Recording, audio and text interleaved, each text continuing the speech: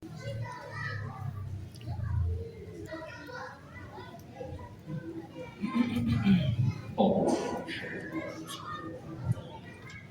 الله وملائكته يصلون على النبي يا أيها الذين آمنوا صلوا عليه وسلموا تسليما. السلام عليكم ورحمة الله وبركاته.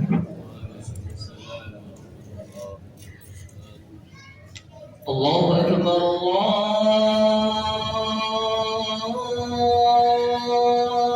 الله أكبر الله أكبر الله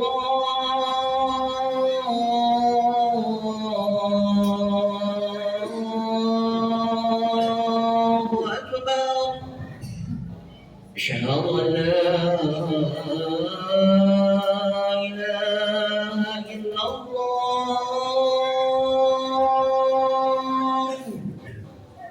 أشهد أن لا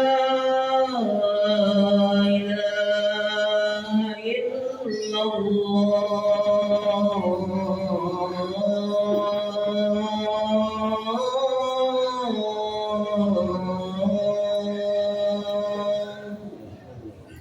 أشهد أن محمدا رسول الله.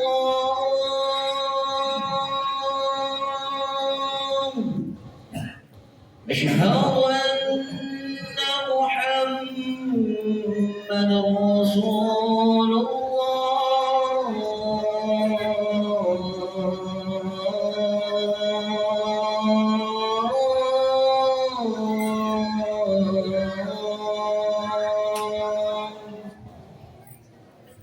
حي على الصلاة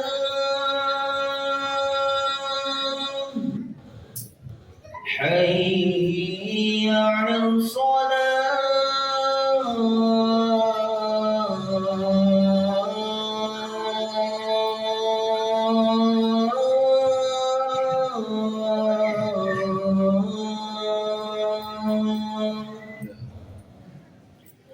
حي على الفلاح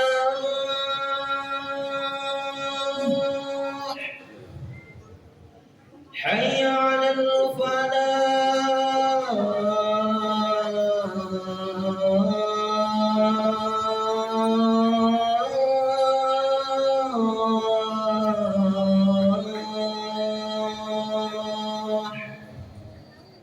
الله أكبر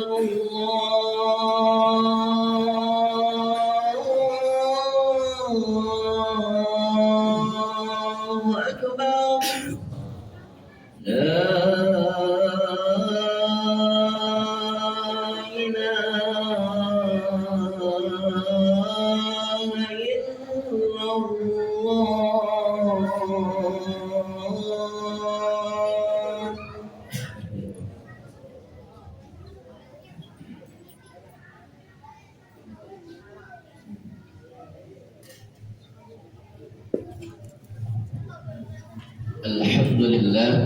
الحمد لله رب العالمين، والعاقبة للمتقين، ولا عدوان إلا على الظالمين.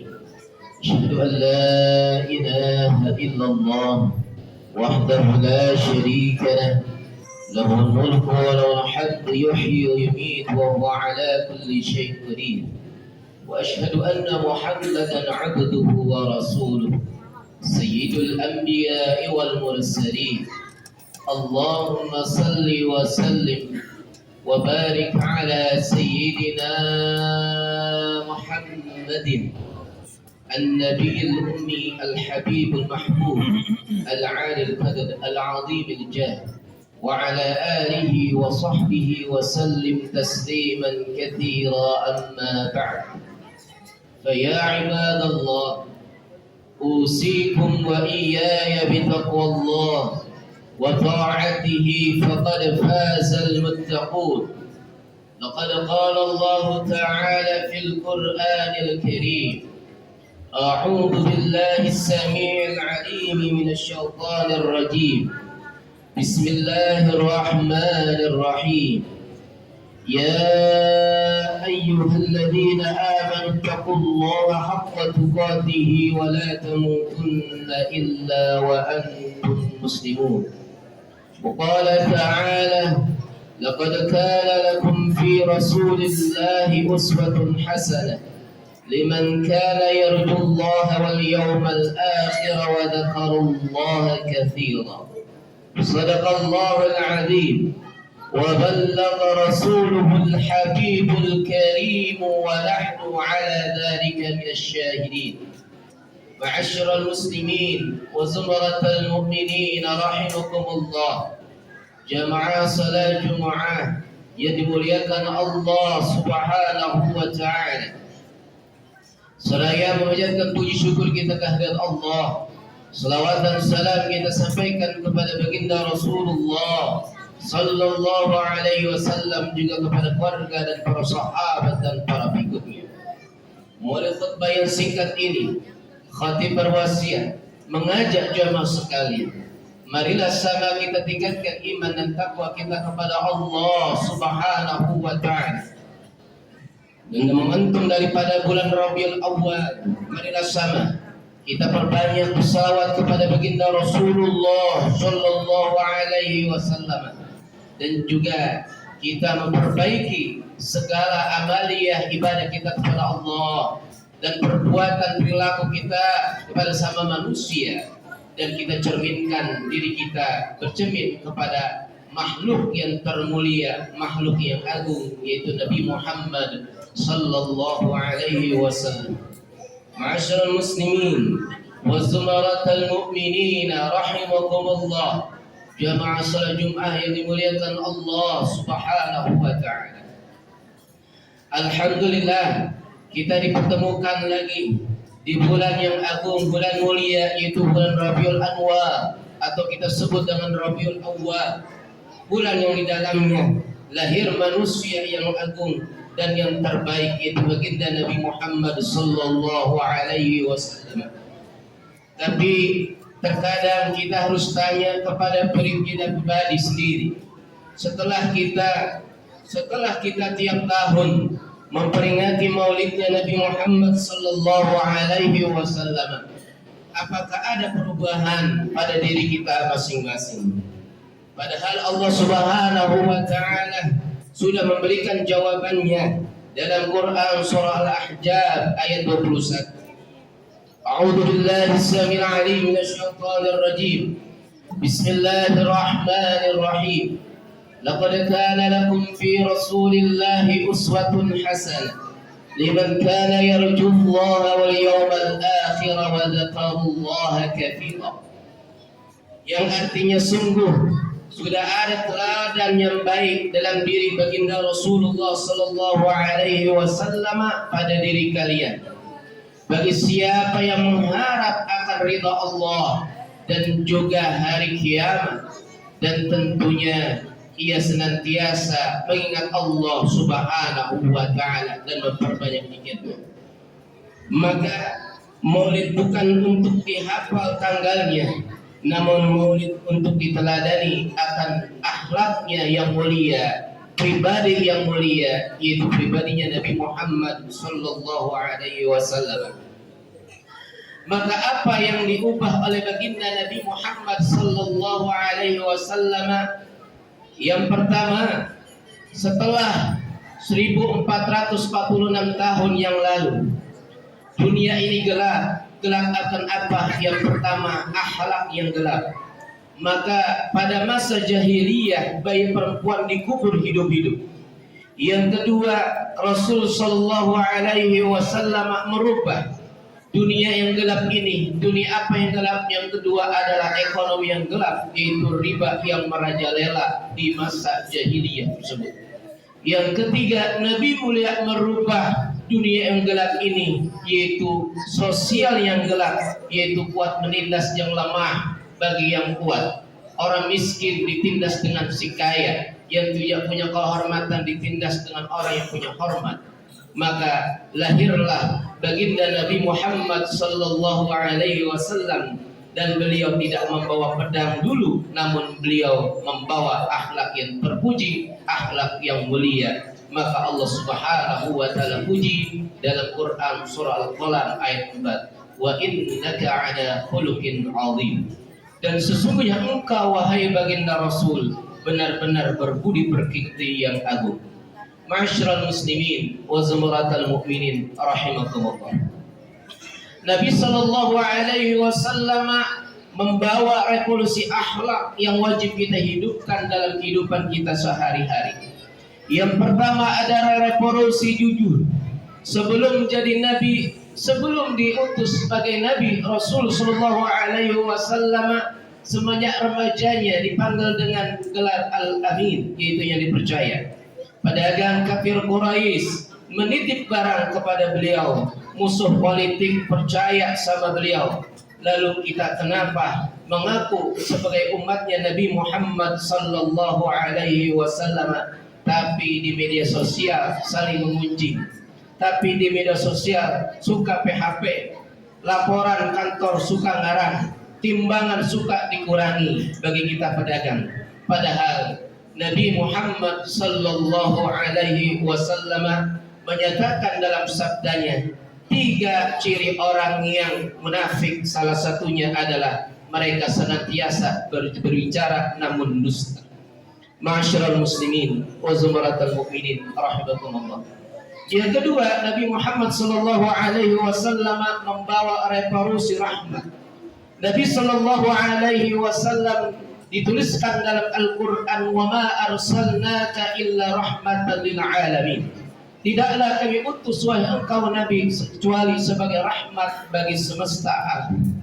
Maka kepada musuh Nabi Muhammad sallallahu alaihi wasallam ketika Fathul Mekah terjadi, kepada anak kecil beliau menyayangi, kepada orang yang lebih tua beliau menghormati. Maka beliau mengatakan dalam sabdanya, laisa minna man lam yu'akkir kabirana wa lam yahar saghirana. Bukanlah bagi golongan kami, bukan termasuk golongan kami bagi mereka yang belum menghormati yang tua dan tidak menyayangi yang kecil. Begitulah Nabi sallallahu alaihi wasallam membawa rahmat kasih sayang bagi sama alam. Maka kita semuanya bertolak belakang dari apa yang diajarkan oleh Nabi sallallahu alaihi wasallam. Kepada tetangga kita tidak mengenal, kepada tetangga kita tidak saling mesapa, bahkan kita judes. Kepada karyawan kita saling bentak, kepada anak kita saling teriak. Maka maulid tanpa rahmat kosong. Maka maulid Nabi Muhammad sallallahu alaihi wasallam jadikanlah di antara kita untuk berkasih sayang. Ma'asyiral muslimin wa zumratal mu'minin rahimakumullah. Yang terakhir, Nabi sallallahu alaihi wasallam diutus kepada kita semuanya membawa revolusi tanggung jawab. Nabi pemimpin negara, panglima perang, seorang suami, seorang ayah, seorang pedagang, namun beliau semua tunaikan. Beliau Nabi sallallahu alaihi wasallam menyatakan dalam sabdanya, kullukum ra'in wa kullukum mas'ulun an ra'iyatihi.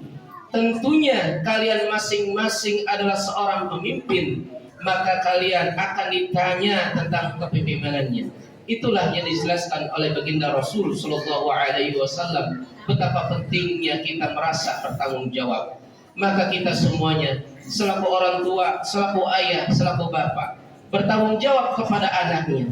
Seorang ibu bertanggung jawab di rumahnya. Seorang pejabat bertanggung jawab kepada jabatannya. Seorang ASN bertanggung jawab kepada rakyat atau yang diamanahkannya. Maka oleh sebab itu, momentum di bulan Maulid ini dan kita menghadiri Maulid dimanapun, mari kita sama perbanyak doa bersalawat kepada baginda Rasulullah sallallahu alaihi wasallam. Bukan jadikan Maulid hanya sekedar seremonial, tapi jadikan bagi kita semua revolusi akhlak, revolusi tanggung jawab, dan revolusi rahmat kasih sayang bagi kita semuanya. sehingga baginda Rasul sallallahu alaihi wasallam akan memberikan kepada kita semua nanti di hari kiamat syafaat kubra, syafaat bagi umatnya, dan kita termasuk mudah-mudahan yang diberikan syafaat dari Rasulullah sallallahu alaihi wasallam karena kita berkasih sayang sesama makhluk, sesama umatnya. Amin, amin ya rabbal alamin.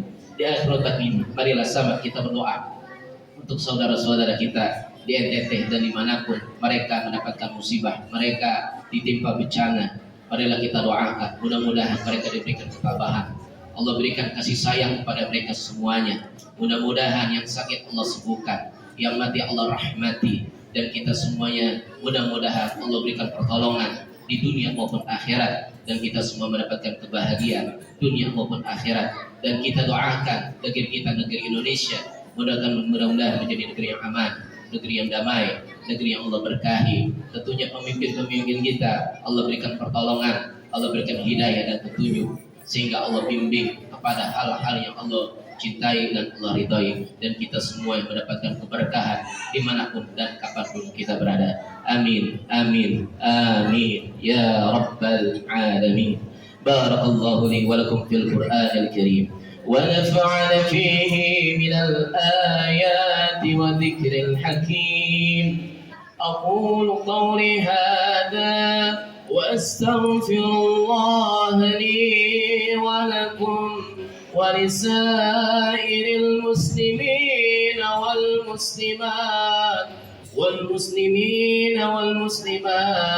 والمؤمنين والمؤمنات الأحياء منهم والأموات فاستغفروه إنه هو الغفور الرحيم. اللهم صل على سيدنا محمد وعلى آل سيدنا محمد.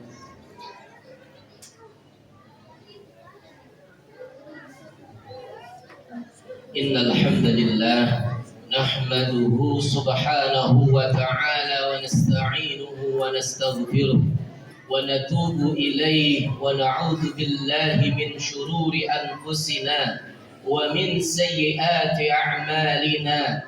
من يهده الله فلا مضل له ومن يضلل فلا هادي له. أشهد أن لا إله إلا الله وحده لا شريك له وأشهد أن محمدا عبده ورسوله. اللهم صل وسلم وبارك على سيدنا محمد صلاة يسري فينا نورها ويدوم لنا فضلها وعلى آله وصحبه وسلم تسليما كثيرا. أما بعد، فيا عباد الله اتقوا الله حق تقاته ولا تموتن إلا وأنتم مسلمون.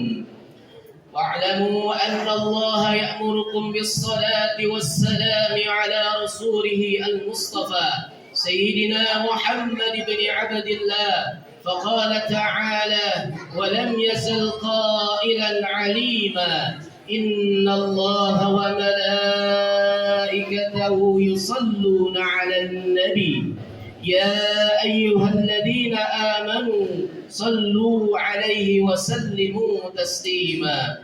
اللهم صل على سيدنا محمد وعلى آل سيدنا محمد كما صليت على سيدنا إبراهيم وعلى آل سيدنا إبراهيم، وبارك على سيدنا محمد وعلى آل سيدنا محمد كما باركت على سيدنا إبراهيم وعلى آل سيدنا إبراهيم في العالمين إنك حميد مجيد.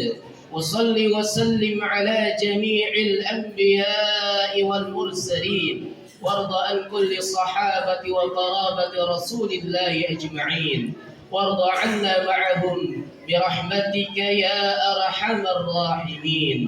اللهم اغفر للمسلمين والمسلمات والمؤمنين والمؤمنات الأحياء منهم والأموات. اللهم أعز الإسلام والمسلمين ودمر أعداءك أعداء الدين وانصر إخواننا والمجاهدين في غزة فلسطين وفي سائر بلدان المسلمين وحرر المسجد الأقصى من اليهود الصهيونيين واردده إلى رحاب المسلمين. اللهم أصلح ولاة المسلمين وفقهم إلى ما تحبهم وترضاهم يا رب العالمين. اللهم ادفع عنا الغلاء والبلاء والوباء والفحشاء والمنكر والفتن والزلازل ما ظهر منا وما بطن عن بلدنا إندونيسيا خاصة وعن بلدان المسلمين عامة برحمتك يا أرحم الراحمين. ربنا ظلمنا أنفسنا وإن لم تغفر لنا وترحمنا لنكونن من الخاسرين. ربنا آتنا في الدنيا حسنة وفي الآخرة حسنة وقنا عذاب النار. عباد الله، إن الله يأمركم بالعدل والإحسان وإيتاء ذي القربى وينهى عن الفحشاء والمنكر والبغي يعظكم لعلكم تذكرون. فاذكروا الله يذكركم واشكروه على نعمه يزدكم ولذكر الله أكبر والله يعلم بما تصنعون. أقم الصلاة. الله أكبر الله أكبر أشهد أن لا إله إلا الله أشهد أن محمدا رسول الله. حي على الصلاة حي على الفلاح وقامت الصلاة وقامت الصلاة. الله أكبر الله أكبر لا إله إلا الله. لا إله إلا الله محمد رسول صلى الله عليه وسلم. اللهم الله أتى بالصالحات ورسوله الذي